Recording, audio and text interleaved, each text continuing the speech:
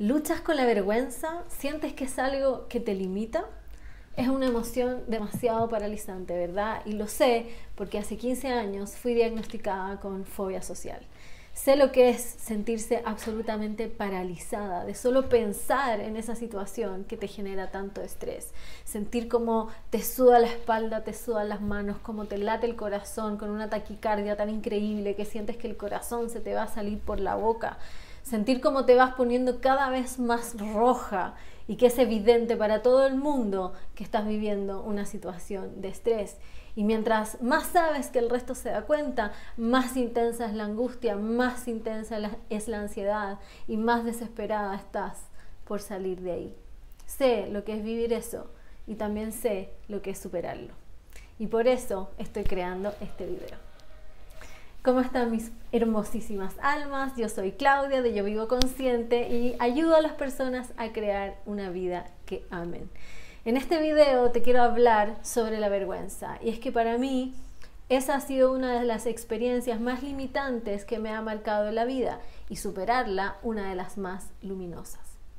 Cuando yo salí del colegio y entré a la universidad, me pasó una experiencia muy intensa que es que, bueno, salía de este ambiente muy protegido en el que había estado toda mi vida, igual habiendo tenido experiencias de ansiedad, de estrés, de vergüenza, pero un poquito más contenidas porque estaba en un ambiente en el que había estado siempre, con personas con las que ya conocía, que me sentía más en confianza.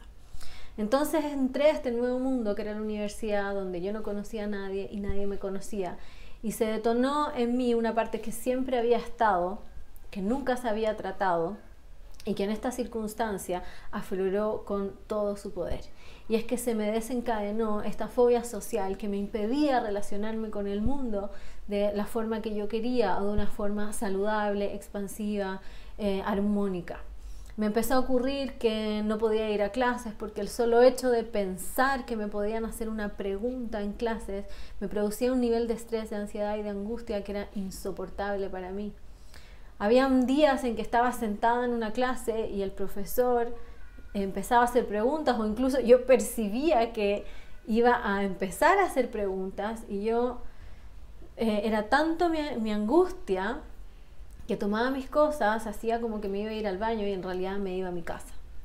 O las situaciones en que había que pedir o hacer trabajos en grupo, el solo hecho de pensar, ponerme en la situación de que tenía que hablarle a alguien que no conocía, que no me conocía a mí, y decirle que fuéramos juntos en un trabajo, no podía manejarlo. O sea, me eché muchos ramos de la universidad por eso, porque solamente podía hacer los trabajos que eran sola, o estudiar para las pruebas que eran sola, y todo lo que era en grupo no podía hacerlo, y en una carrera como periodismo había muchas cosas que se hacían en grupo.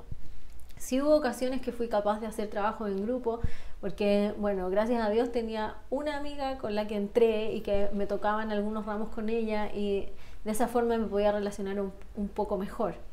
Y habían otras personas con las que también empecé a tener un poco de contacto y empecé a tomar más confianza, y eso me ayudó a poder avanzar un poquito, pero la verdad es que me eché, que significa que reprobé más de la mitad de los ramos porque o no iba a clases por esta angustia, o no entregaba los trabajos porque no participaba de las actividades grupales. Me acuerdo que el primer día cuando llegué y era el mechoneo, yo estaba con esta amiga que les cuento que era la única que conocía en toda la universidad, y ella ya había hecho un año de universidad el día anterior, era un año mayor que yo, por lo tanto ella ya había pasado por un mechoneo y no quería volver a pasar por eso. Y yo no quería volver a pasar por eso porque me producía una angustia y una ansiedad tan grande estar en esas situaciones de vulnerabilidad donde tienes que hacer cosas y te obligan a hacer cosas que, no sé, que no, a mí no me producía comodidad, no me sentía capaz de hacerlo. Y yo me escondí con ella en el baño de los conserjes de la universidad. Y claro, haciéndome la que en realidad no quería participar porque que lata, que me manchen y que me ensucian, pero la verdad es que no quería participar porque me daba una vergüenza paralizante.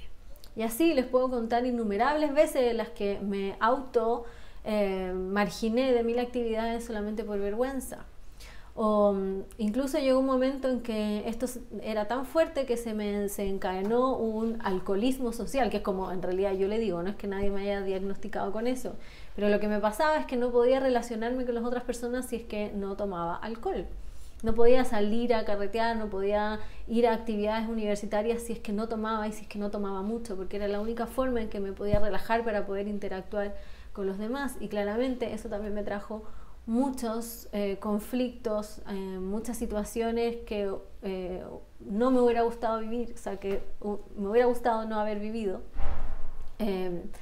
Y eso fue minando también mi autoestima, fue minando la seguridad en mí misma.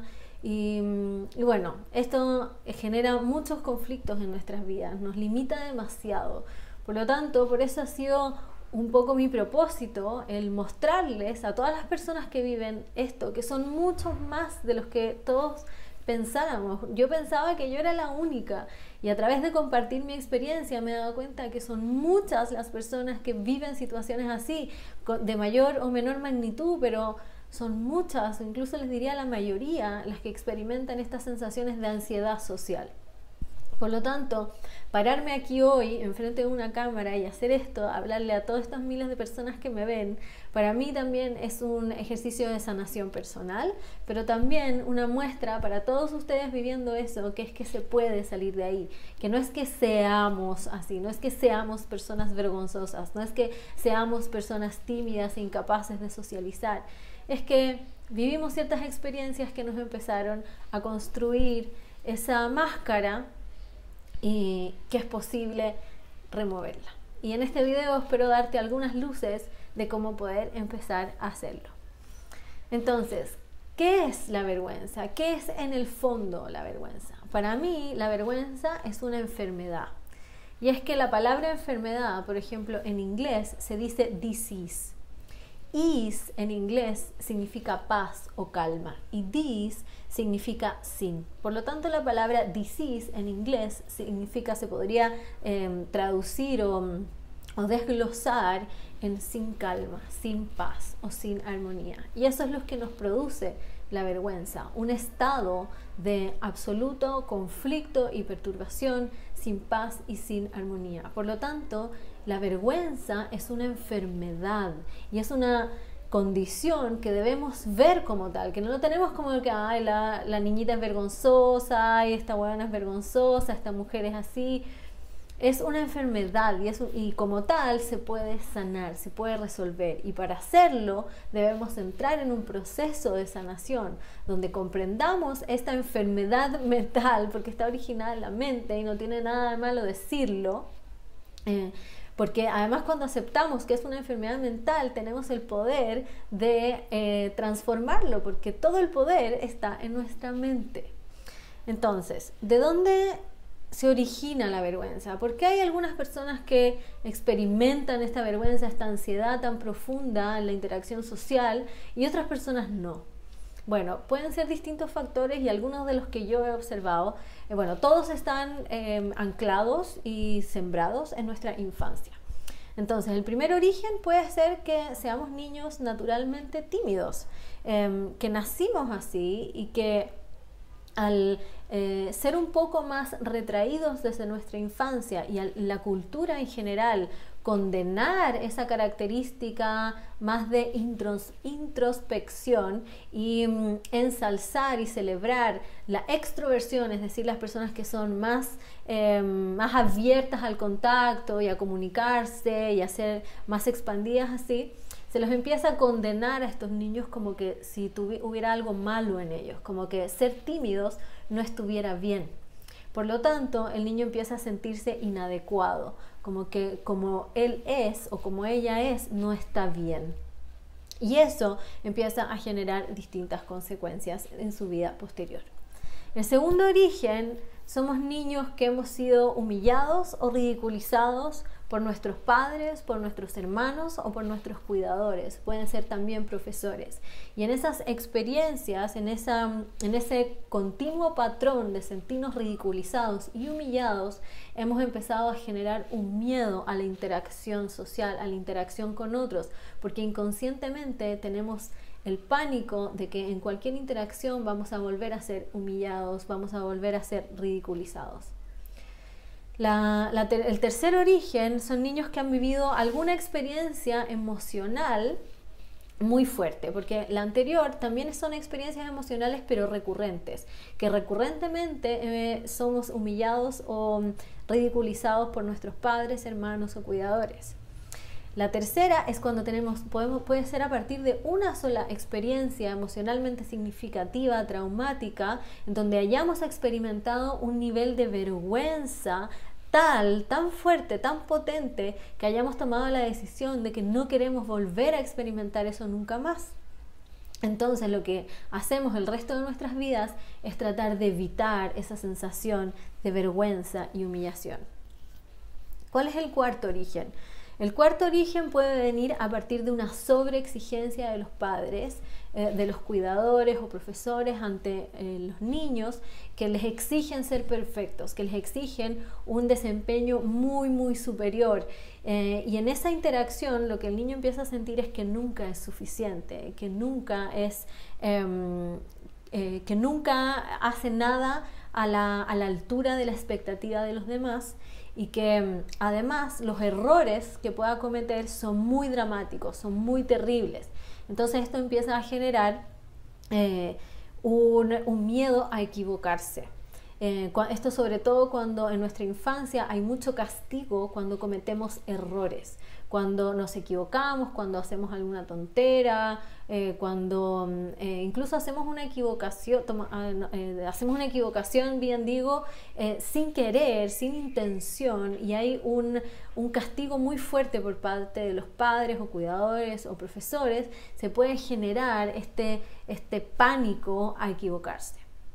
Entonces, ¿cuáles son las consecuencias que generan cualquiera de estos orígenes, estas raíces? Bueno, puede generar una sensación en las personas que es una obligación a tener que ser sociable, a tener que interactuar, a tener que salir de sí mismo y obligarse a estar en situaciones de sociabilización.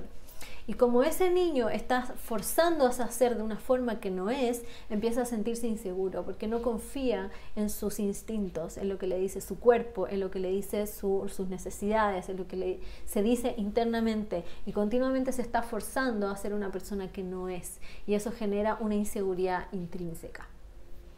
La segunda consecuencia que puede ocurrir es que estamos muy pendientes de lo que digan los demás o de lo que piensen los demás, y estamos pendientes de cumplir una expectativa o un patrón o algún tipo de condicionamiento para que no estemos en la situación de ser humillados. Siempre estamos tratando de calzar en el lugar donde estamos, de pasar desapercibidos, de moldearnos a las circunstancias y a los demás por miedo a volver a ser humillados, por miedo a volver a ser ridiculizados.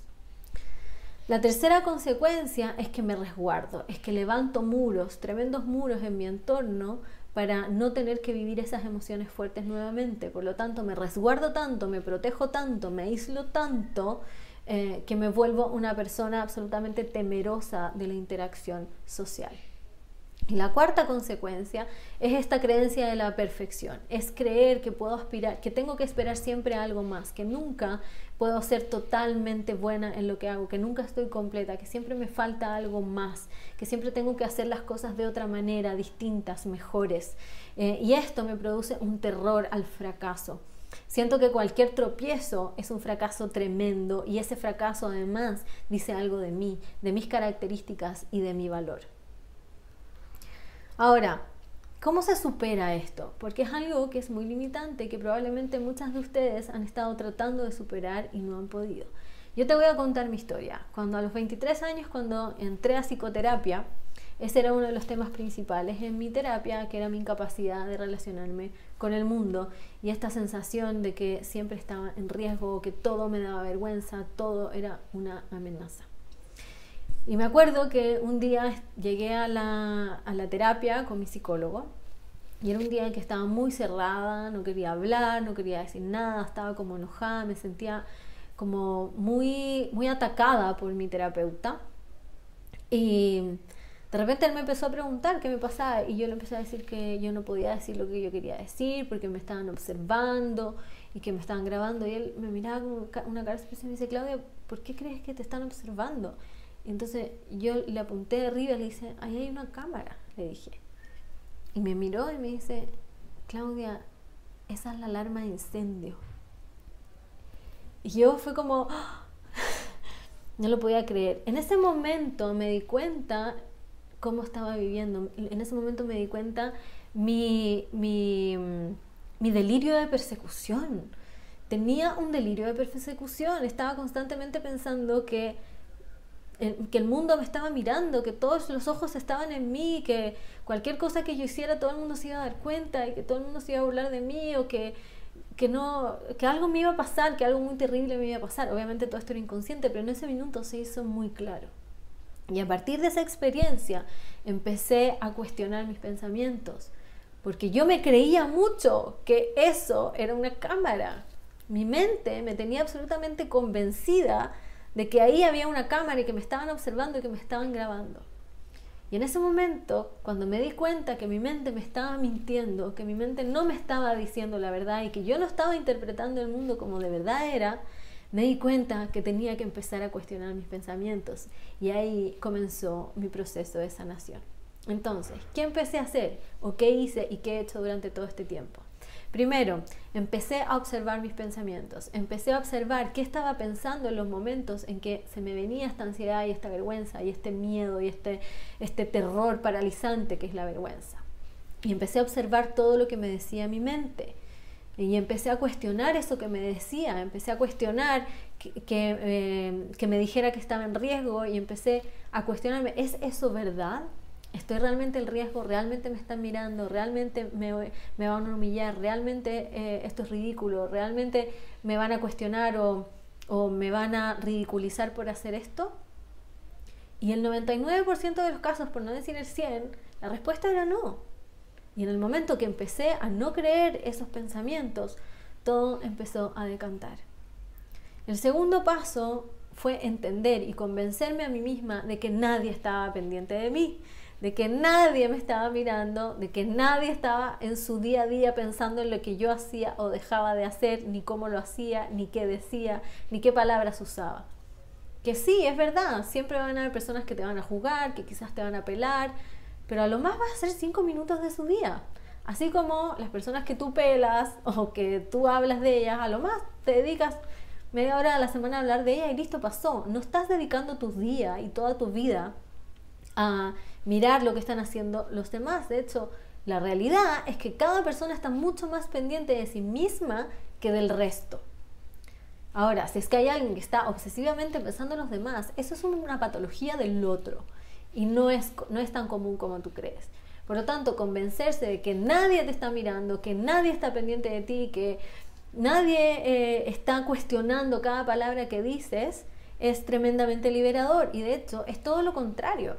Las personas tienden más a admirar la espontaneidad, la naturalidad, a las personas que son seguras y que hacen lo que quieren sin pensar en lo que el resto va a decir. Eso provoca admiración mucho más que cuestionamiento y ridiculización.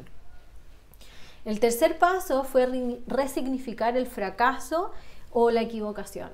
Si antes yo pensaba que equivocarme y fracasar era terrible y decía algo de mí, significaba que yo era menos, que yo era mala, que yo era terrible, que yo no era digna, empecé a resignificar eso y empecé a ver que el fracaso es parte de la vida, que el fracaso no es nada más que un paso hacia el éxito, que es parte del aprendizaje y del camino de cualquier ser humano, y que fracasar a veces o equivocarse puede ser la mejor bendición que te pueda ocurrir, porque a partir de eso aprendes y la siguiente vez lo puedes hacer mejor. Si es que nunca fracasas, si es que nunca te equivocas, significa, bueno, primero que ni siquiera lo estás intentando, porque el que lo intenta siempre va a fracasar, aunque sea alguna vez.